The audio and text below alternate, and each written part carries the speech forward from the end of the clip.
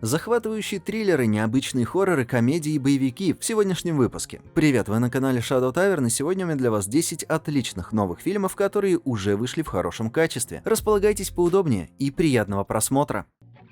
«Империя света» – драма, разворачивающаяся в Великобритании 80-х годов, рассказывающая о менеджере кинотеатра, который влюбляется в молодого практиканта. Оливия Колман играет Хиллари, депрессивную женщину, которая работает в пришедшем в упадок кинотеатре в Маргейте. Она встречает Стивена, харизматичного темнокожего мужчину в исполнении Мишеля Уорда, который разделяет ее страсть к кино и музыке. Их знакомство перерастает в бурный роман, который сталкивается со многими трудностями, в том числе и такими, как расизм и насилие. Режиссером и сценаристом является Сэм Мендес, который при создании фильма опирался на свои собственные воспоминания о детстве в Маргейте. Он отдает дань уважения магии кино и силе искусства вдохновлять и исцелять. У фильма ностальгическое эмоциональное настроение, которое многократно усиливается благодаря работе оператора и саундтреку с популярными песнями исполнителей той эпохи. Фильм получил довольно смешанные отзывы и от зрителей, и от критиков. Кто-то хвалит игру Колмана и Уорда, режиссуру Мендеса, а также темы любви, потери и искупления. Другие критикуют недостаточно интересный сюжет, предсказуемость и сентиментальность. Фильм смело можно назвать депрессивным и мрачным. «Империя света» — это трогательный и хорошо поставленный фильм, который исследует темную сторону эпохи Тэтчер и светлую сторону кинематографа. Это любовное письмо режиссера к кино и к самой жизни. «Стук в хижине» – психологический фильм ужасов Найта Шьямалана, основанный на романе Пола Трэмбла «Хижина на краю света». История о семье, запертой в хижине 4 незнакомцами, которые утверждают, что один из заложников должен умереть, чтобы предотвратить апокалипсис. Семья сталкивается с дилеммой, которая проверяет их узы и жизненные убеждения, и да, в фильме присутствует фирменная, неоднозначная концовка Шьямалана, которая может оставить одних зрителей довольными, других разочарованными. Сильные стороны фильма – напряженная атмосфера, интригующий сюжет, эффектная операторская работа и сильная игра актеров. Слабые, почти полное отсутствие развития персонажей, предсказуемость сюжетных поворотов и недостаточное количество жестокости и насилия, которые ожидаются для этого сюжета. Уже упомянутая неоднозначная концовка может даже показаться изменой или предательством по отношению к первоисточнику. «Стук в хижину» — это фильм, который вызовет дискуссии и споры среди зрителей, поскольку заставляет задаваться вопросом о собственных ценностях и решениях. Как всегда, фильм стоит посмотреть в первую очередь именно поклонникам Шьямалана и тем, кто любит провокационные фильмы ужасов. «Не дыши. Смертельная охота» – драматический триллер режиссера Роберта Мачиана с Клейном Кроуфордом в роли страхового агента, который, надеясь доказать своей семье свои навыки выживания и мужественности, решает впервые отправиться на охоту на оленя, несмотря на возражения жены. Вскоре он теряется в лесу и получает травму, а затем встречает таинственного человека, который утверждает, что знает его. Фильм представляет собой исследование характера человека, ищущего смысл и цель своей жизни, историю выживания, которая проверяет его физические и психические возможности, по мере того, как Джозеф сталкивается со своим прошлым и будущим. Фильм обладает захватывающим сюжетом, реалистичными диалогами, потрясающей кинематографией и мощной игрой Кроуфорда, который держит произведение своей харизмой и уязвимостью. В то же время у фильма медленный темп, явная нехватка действий, неоднозначная концовка и весьма ограниченный круг зрителей, которых он способен заинтересовать, точно не для массовой аудитории. Это фильм, который вознаградит тех киноманов, которые ищут созерцательный и тонкий психологический триллер. «Тень Караваджо» – биографический драматический фильм с Рикардо Скамарчо в роли знаменитого итальянского художника Микеланджело Меризи де Караваджо, который был обвинен в убийстве и преследовался католической церковью. Фильм рассказывает о его бурной жизни, его художественном видении, его противоречивых отношениях и поисках искупления. Фильм – это дань уважения гению и влиянию Караваджо, а также портрет измученной и метущейся души. В фильме показаны его потрясающие картины, воссозданные с тщательной детализацией и озаренные естественным светом. Удивляет захватывающим сюжетом, насыщенными диалогами, атмосферной кинематографией и великолепной игрой Скамарчо. Конечно, фильму не хватает действий, у него слишком сложное повествование, и как биографическая драма он имеет довольно ограниченную привлекательность для зрителя. «Тень Караваджо» — это фильм, который влечет и вдохновит тех, кто интересуется историей искусства и итальянской культурой.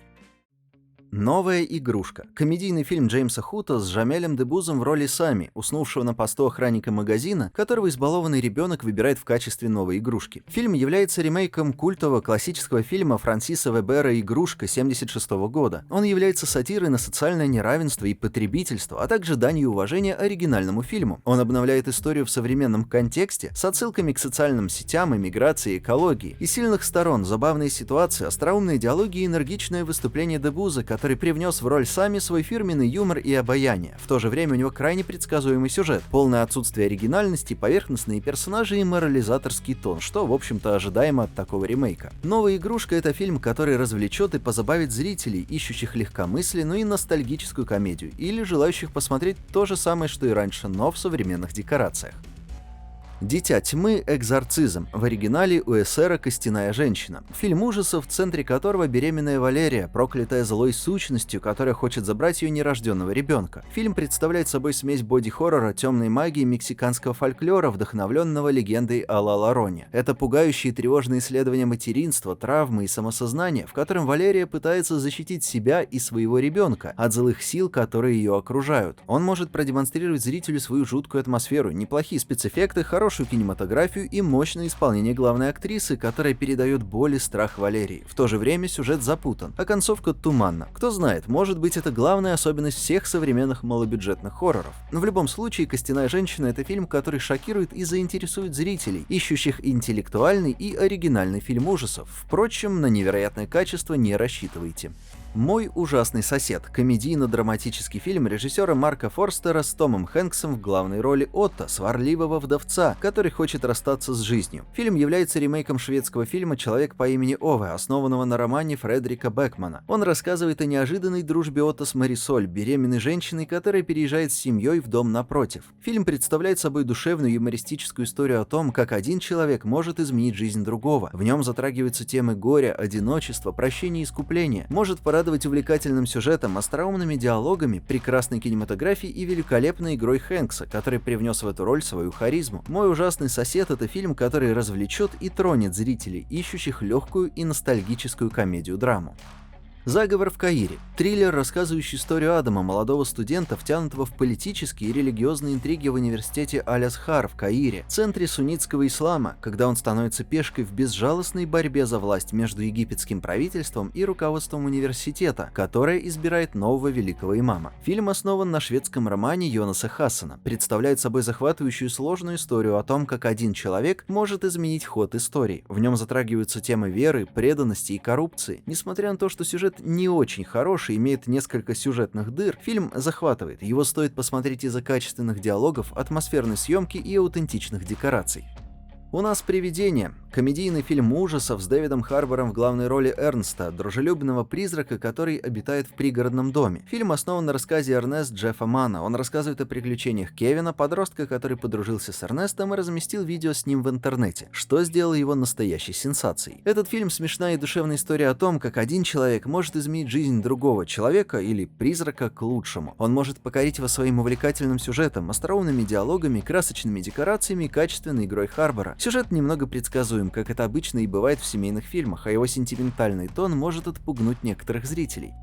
«Операция Фортуна. Искусство побеждать» — комедийный боевик Гая Ричи с Джейсоном Стэтхэмом в главной роли Орсона Форчуна, шпиона, который объединяется с голливудским актером, чтобы остановить миллиардера, торгующего оружием. Фильм основан на романе Марка Бернелла «Французский обмен». Он рассказывает о том, как Форчун и его команда с помощью хитроумного плана проникают в логово врага и захватывают секретное смертоносное оружие. Представляет собой забавное и стремительное приключение, в котором смешались и экшен, и юмор, и шпионаж. В фильме довольно-таки популярный звездный актерский состав. Особенно выделяется Грант, который в роли эксцентричного антагониста выглядит одним из самых запоминающихся кинозлодеев последнего времени. «Операция Фортуна» — это фильм, который развлечет и позабавит зрителей, ищущих легкомысленную и драйвовую комедию. Его обязательно стоит посмотреть поклонникам стиля Ричи и тем, кто ценит талант Стэтхэма.